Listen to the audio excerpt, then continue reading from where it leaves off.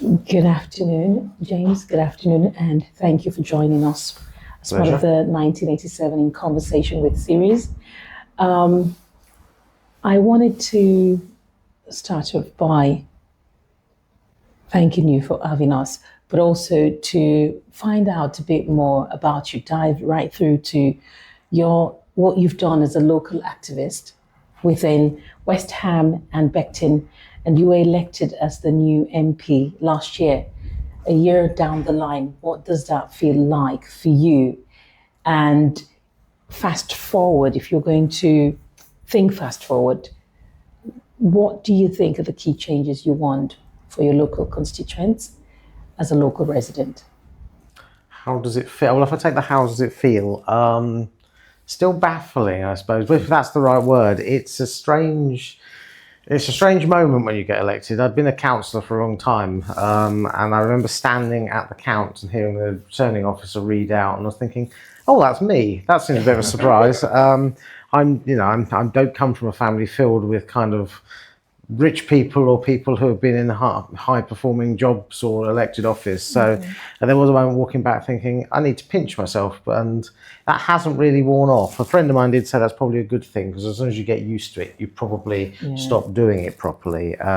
There's certainly a lot of people in Parliament, particularly on the other side, who you are kind of born to be there. There's an element of that, and I don't have that. There is a moment where you kind of look around and you think, am I meant to be in here? So I think that's probably a good thing to be, but you start to get used to and get into the swing of it. The easier part perhaps has been doing the constituency end, because having been a councillor, it's a sort of variation on a theme, but getting used to Parliament, as I'm sure some of your other MPs have told you, is a very strange place. You know, you arrive and you don't normally work places where people are wearing tights and carrying swords. So it takes some getting used to.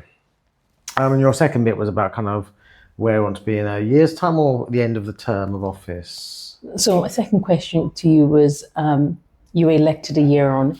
Looking forward, what would you want to have achieved within West Ham and Beckton, your constituents, but also what does that look like? So if you had a first brick, what would that brick look like?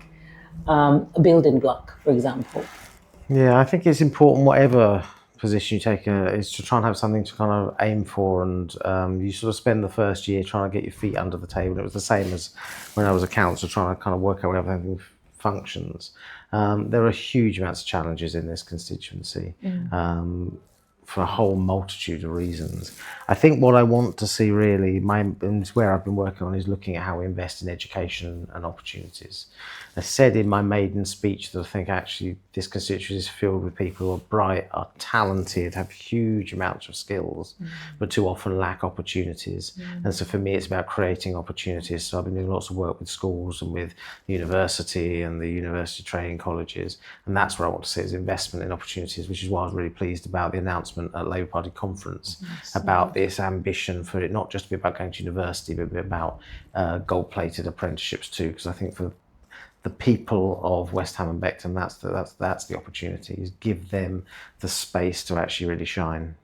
So investment and kind of opportunities into the borough is what I'm aiming for. We've done our kind of first year of bedding in.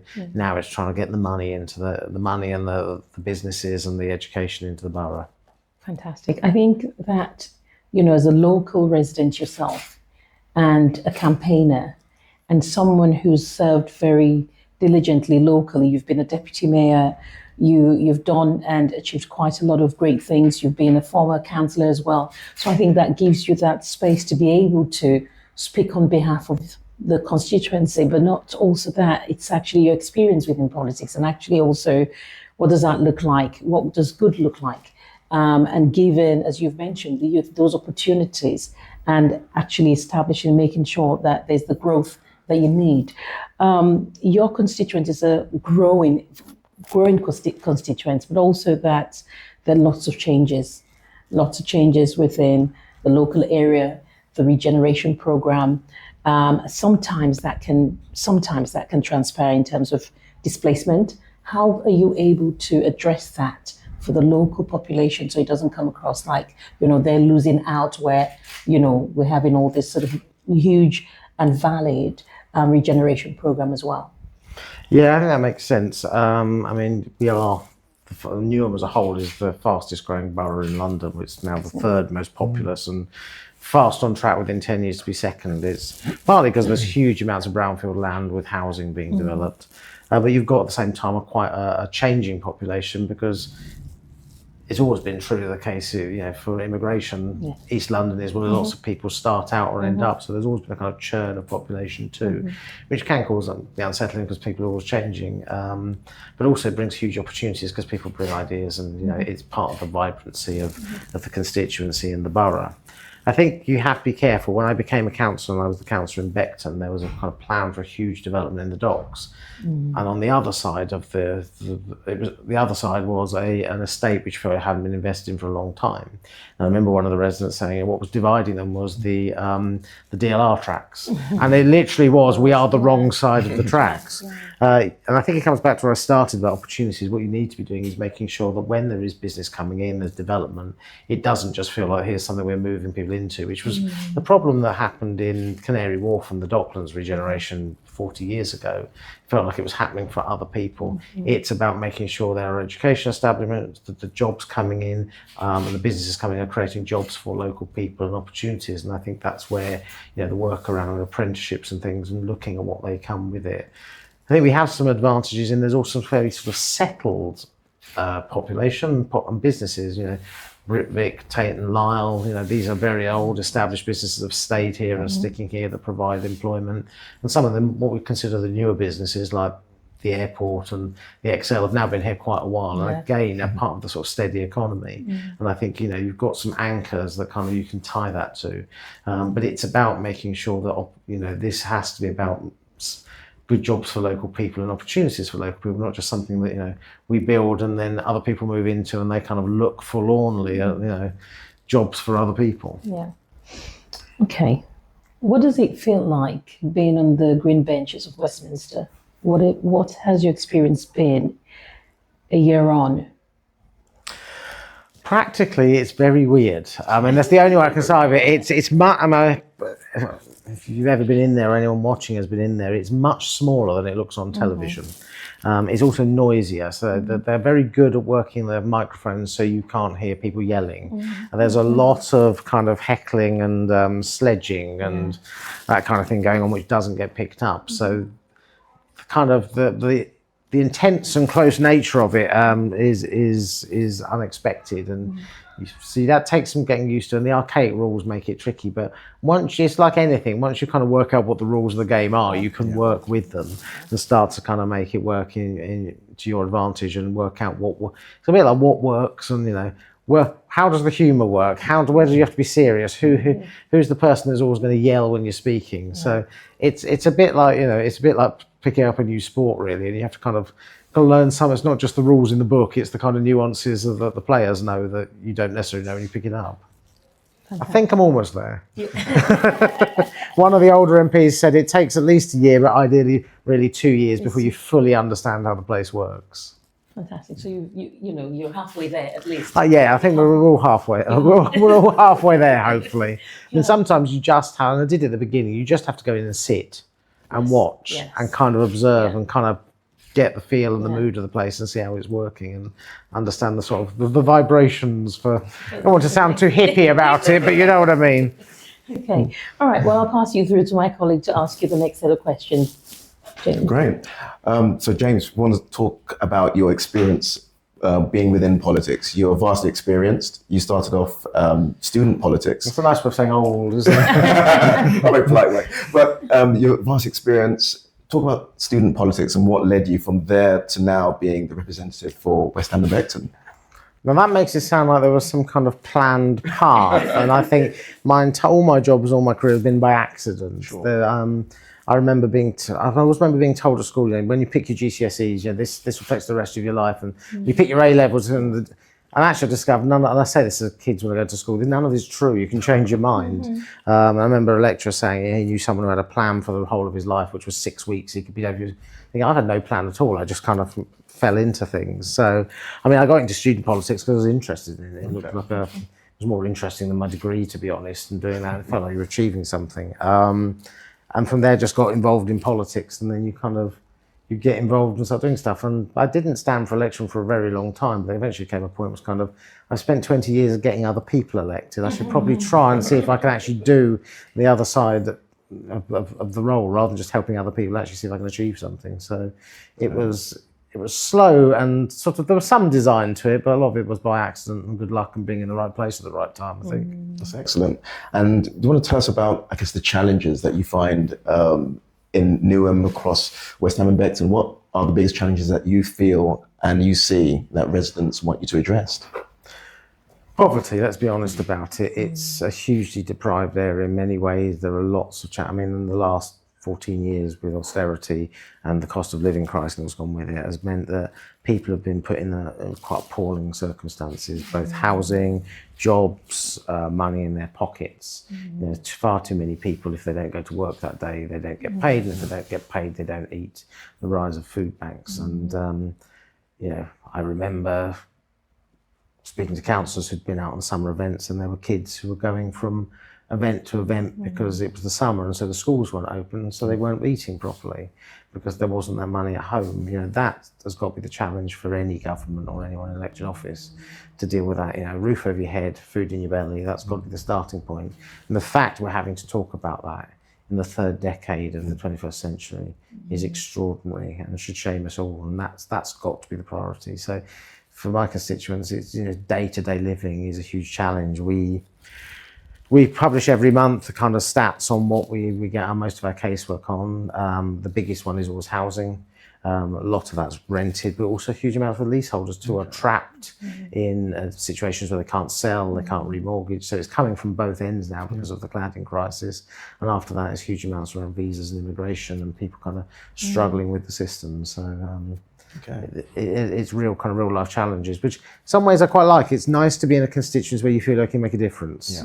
I think I would, you know, I don't want to criticise anyone else's or belittle it, but having something where you feel like you can actually tangibly make a difference on people's lives is, you know, what I went into politics to do. So the fact I've got a constituency where I can feel I can do that is something I'm grateful for. And that's great.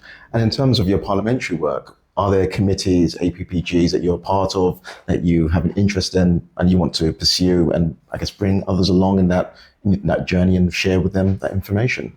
So committees, I avoided the last summer scramble as everyone tried to be on a select committee, and then lots of people afterwards realised there was this huge amount of work, and they were, you know, as I kind of started with, you know, you need to find your feet and actually not trying to rush at things and make sure. This was important to get the constituency in right, making sure we were functioning, because I knew from speaking to Lynn Brown, my predecessor, that there would be huge amounts of casework. So getting the office and the staffing up and running was more important than doing the kind of parliamentary end. And I think we've got there, and we're kind of clearing vast amounts of emails and casework. I was put on the procedure committee, which is the exciting committee for bureaucrats. So it is, but it does actually it does oversee the way the House functions and gives you a chance to look at the things that genuinely don't work or should work better. So it's not the most exciting of things, but it has some guts and some strength to it, which is quite useful. APPGs, I've tried to join ones that I think will be useful to be on for the constituency, or ones that I think will bring us some benefits, and a handful of ones which are just, you know, interesting to do. I don't get to do them as much, but you know, so I do a lot of international ones because we have such a hugely diverse population, and a lot of what happens in overseas, you know, affects people here because of families being there, but also things like housing and the Thames Estuary growth and stuff that can bring jobs and actually might be able to have an impact on what goes on day to day. So try and make the day meaningful. It's very easy in Parliament to be very busy and get to the end of the day thinking I'm rushing around, well, what have I done? It's you can be purposefully busy rather than just busy. Okay, hand you back to Fatima. Okay, we've got a wildcard question. Don't blimey. Basically what it is we've got, because obviously the 1987 is about getting politics out there to not only people who have an interest in politics or a passion in politics, it's about building the youth as well, getting them engaged, getting them involved.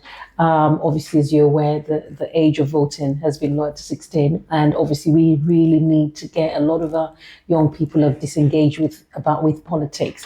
So we've got a young postgrad student He's going to ask you a couple of questions. He's newly graduated from Italia Conti College, and he's called Mukhtar. He's going to ask you a couple of questions. I don't know what those questions are. These are going to be the really difficult questions, aren't they? You can see this coming. These are going to be the really tricky ones. Okay. We've prepped. So we're going to ask him to ask you those questions. I read that you supported the local campaigns in your area, East London Gymnastics, which is like, it's nice to see someone actively saving extracurriculars like sports and performing arts. Are there any like programs or initiatives aimed at empowering young people in your community? Well, the gymnastics thing, unfortunately, we didn't succeed in saving it, but I'm hoping, I have ideas on what we might be able to do longer term. It will take money and land, but I've got a feeling if we can get going on that, we can actually kind of just annoy people into once you're trying to get there. Because there are lots of kind of, your wider point on programs, there are lots of them. There are lots of kind of, there are youth groups, there are sports groups that are working, and often lots of them don't have a place to kind of base. They're kind of beg, borrowing and stealing kind of spaces. And I think actually what I'd like to see, particularly on the sporting side, where huge amounts can be done, is trying to get them permanent home and bring them together. So we've got, I mean, we're actually really blessed in terms of quite the amount of stuff that's going on. I'm not sure everyone knows about it enough, and what I'm trying to do is meet lots of them and then use kind of my platform to shine a light on it and give them some profile, kind of let people know it's out there. But some of them just need a bit of attention and help in finding home and base, and that's one of the things I'd like to achieve over the next 4 years. When I was a councillor, I did some of this, and then well, you'll never get the money, and we achieved it. So it's going out and finding it. I think the stuff is there. You just have to go and find it and annoy people until they help you. What are like the biggest challenges you've faced in your community?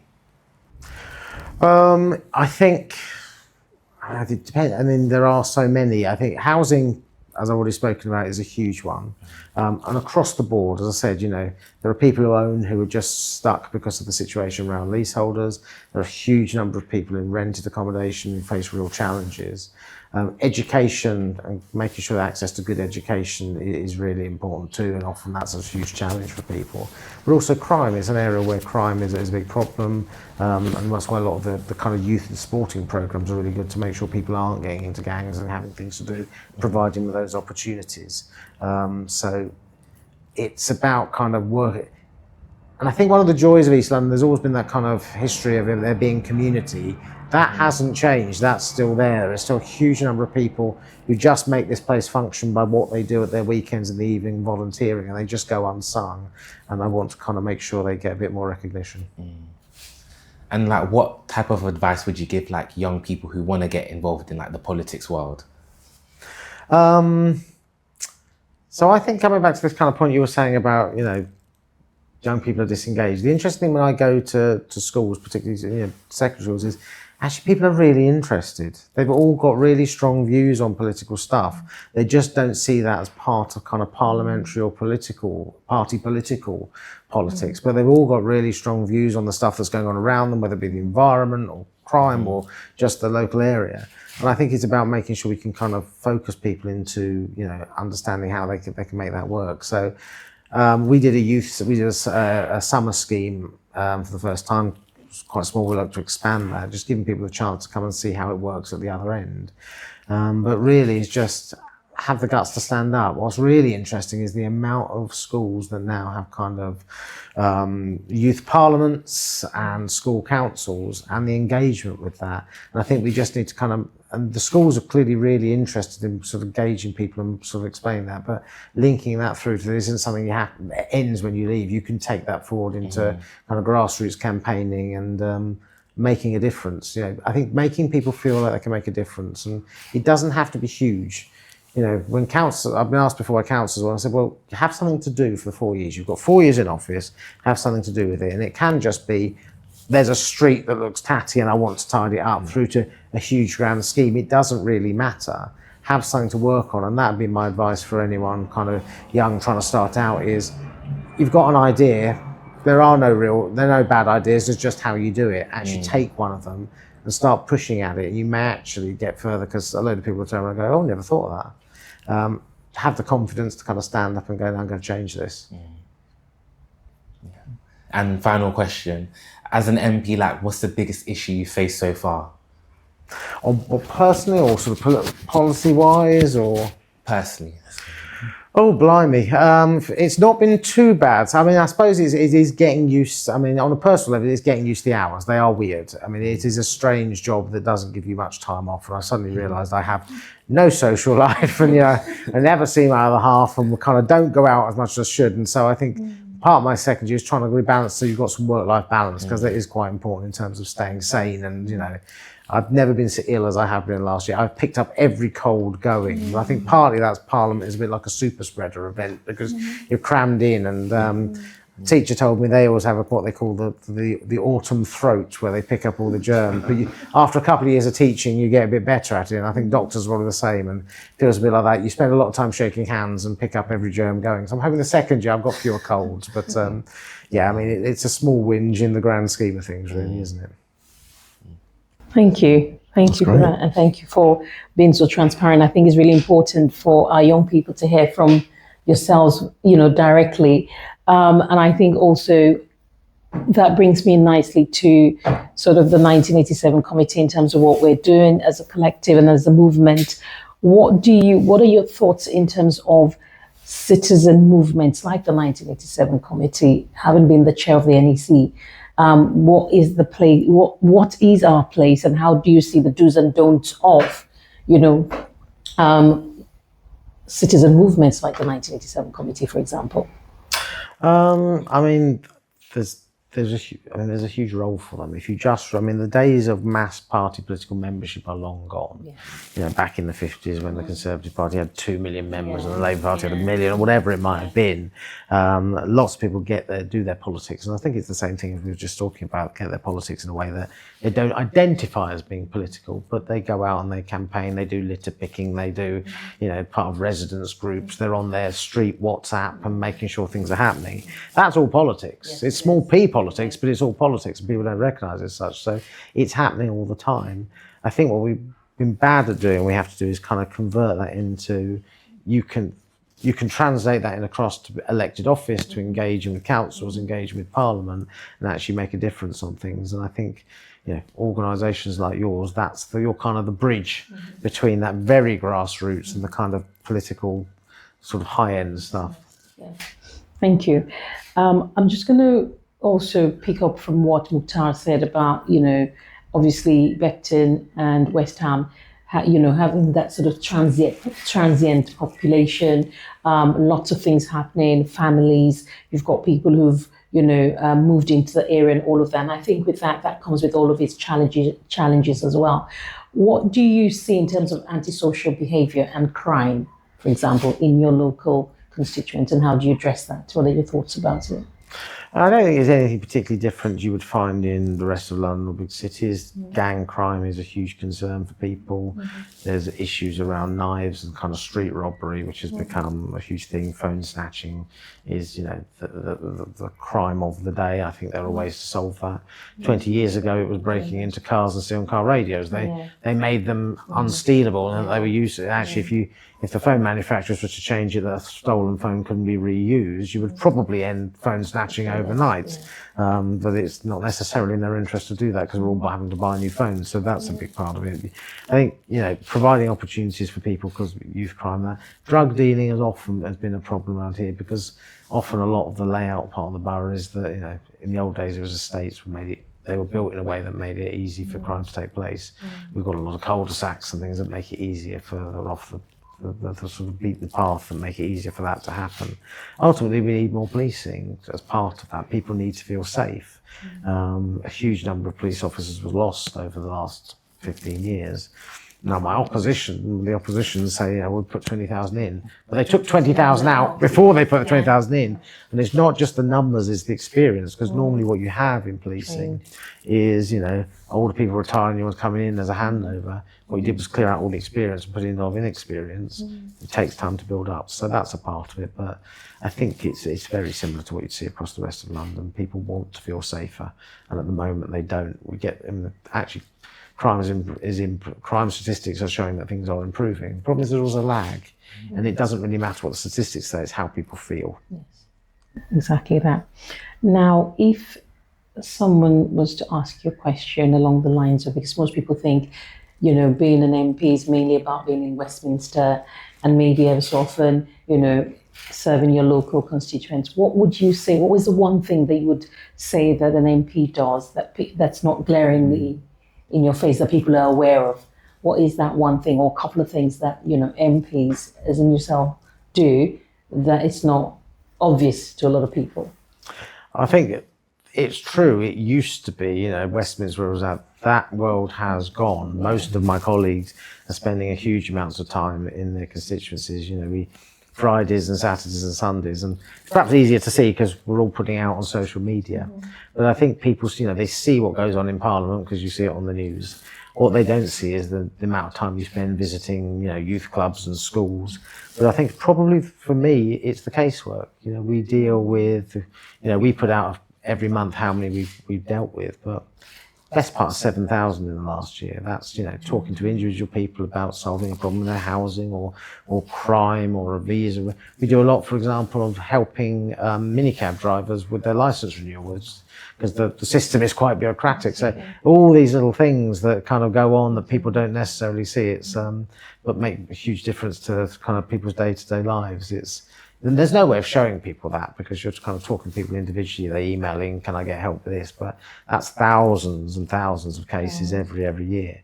And you don't know about it unless you ask for help and someone responds to you. But that's a vast amount of work. And, probably 3/4 of the staff's time is spent dealing with that. And on top of everything else that you're doing as well. So obviously that brings me nicely to my last and final question before I pass it over to James. How do you take care of yourself in all of this? I know you mentioned that. Well, by all the colds I've got, I don't. I mean, that's the problem. How do you take care of yourself? I am, I say that, but, as a nurse, someone with a professional background as a nurse, we always say, we want to look and care for everyone. And then we're the least that we think about in most cases. So how do you take care of yourself and have that sort of work-life balance? And who keeps you in check to take care of yourself? The staff moan at me quite a lot for not taking care of myself and not taking enough holidays and not taking enough time off. I am someone who just kind of, I'll just stay another half an hour and then, I think it happened this week, I'll aim to go at 5 and at 8:30 I was still sat here answering emails. So I've always been terrible for doing that, to be honest. So I probably need to be kept in check more often. I do need a better work-life balance. I think it's hard in your first year because we're trying to set everything up, and I am aware of it. So I'm going to try and balance it out because you don't want to burn out. But there is always 100 more things to do. So I'm not sure. My colleagues will take it in different ways. It's one of those. It's not a 9-to-5 job, and it's not a Monday to Friday job. It's a 7-day-a-week job. Yeah. You can be walking home and someone will recognise you in the street and ask you for some help. I've been sat waiting for my flu jab and someone's come and tapped me on the shoulder and said, "There's this problem down there, Mr. Asman." Then there's a nurse waving a needle at me saying, "You're in the queue here." And I'll say, "Well, hang on, you need to email me because I've got." So that's a genuine story of me kind of sat there, kind of in boots, trying to get my flu jab. So but that's part of that's part of it, and it's quite nice actually. People feel they can come and do that, but of course it does mean that your work-life balance depends on what happens. You can take a day off, but if something big happens in the constituency that day, or there's something terrible, or there's a crisis, you have to drop everything, carry on. So flexibility is the key to this. Flexibility. Over to you. My question really is around the future. So you've done year one, setting up the office. You've been involved in lots of campaigns, school visits. What does year 2 and beyond look like? Any ambitions, and which department would you like to go into? Well, I really kind of, this is going to sound like one of those terrible politician answers. Lots of my, you all want to, every politician is ambitious and every politician wants to do stuff, and you go in politics to do it. Actually, I'm not that bothered because it does feel like there is lots to do here. And if you don't get this bit right, it's a bit like not standing for election to one of the select committees when there was a kind of mass scramble at the beginning. I knew there was huge amounts to do, and I wanted to pace myself. Okay. So if I did, some educational environment, because those are the areas I've worked on kind of career-wise, are things that I would be interested in. I think I could do some decent stuff with. But at the moment, actually, there's enough to keep me busy around here, and I want to get it right. It feels too important to get wrong. And as you say, the first year kind of bedding in, getting stuff, is actually we now know where the kind of gaps are. And I'm really keen to kind of see if we can make some difference, particularly on education stuff. Now we've got those links with all the education providers and know where the government's travelling, to make sure we're getting some investment in that, particularly with this announcement around apprenticeships. I think there's huge opportunities there. We've seen some stuff here. And back to the kind of talking about, the gymnastics centre. We met lots and lots of sports clubs and youth clubs that don't have a home. We have huge amounts of brownfield land. I think there is opportunities to create some kind of facility that brings all that together, so we actually don't end up in the future with people being homeless or groups closing down. Now that will take land. There is it out there. We just need to get it. That will take investment. But there are plenty of organisations out there who could be interested. It's going to take some lobbying, but that's kind of on my radar of longer term ambition, is actually, let's see if we can't get some kind of facility that brings that together and actually provides a permanent long-term thing that deals with that kind of investment in youth services, particularly around sport and kind of after-school activity that kind of will build people's opportunities up. That sounds great. And you've kind of set myself up to fail on that one, but you've tapped onto the question that I wanted to ask next, which was about what your ambitions were for West Ham and Beckton, and you've touched on that. And are there any, beyond the schools, facilities, or the sports, is there anything else that you'd like to see projected for the future for this constituency? We've got to do stuff around housing. Yeah. It's the key issue around here, and as I say, it comes from both ends. It's not as if it's just the rented sector, it's both ends. We've got problems there, and they've been left by a whole range of stuff, and the government is doing a huge amount of stuff in this area, is making sure it gets it right for people. Ultimately, the first thing, if you go back to kind of the original kind of ideas around the welfare state, which often gets derided, the starting point of that is, a roof over your head. It's, being able to feed yourself, it's a roof over your head, it's having a job. Those fundamentals still apply. For here, sorting out housing, making sure people have got decent homes, aren't in overcrowding. We have the longest waiting, we've got the longest waiting list in the country. We've got the space to build, and actually making sure we're building here. We've started to see announcements around new towns. They've announced Thamesmead as being one of those. My colleague Abner over the river is keen to do that, but we're working together. But actually, if we can get the DLR extension, that also opens up similar amounts of space on this side. And you're talking 30,000 homes across both sides of the river. That can be a huge change for, if we're making sure we're building, and then there's proper social homes, there's proper affordable homes to rent, and it's not just tower blocks with, can be bought for 800,000. There's an opportunity in that. So that's where I think we're heading. Thank you very much, and well summed up, Fatima. Thank you so much. You'll be pleased to know everything you've really given us a sort of holistic view of your journey, where you are now, and where you're heading for West Ham and Beckton. And I think that what you've done and what you're going to do sounds plausible. And if there's anything that we can as a committee help you with, please do reach out. But thank you so much for your time and for speaking to us. Thank you. Thank you very much. We weren't too scary, so that's what it's a good thing. Even the off-camera questions, the wild cards weren't too wild. It was supposed to be a wild card, but it ended up being 4. Yes. That's fine. While he has you here. So. Yes. It's meant for the younger generation to get this to say. Yes, and they have to have this experience. So thank you. Thank you very much.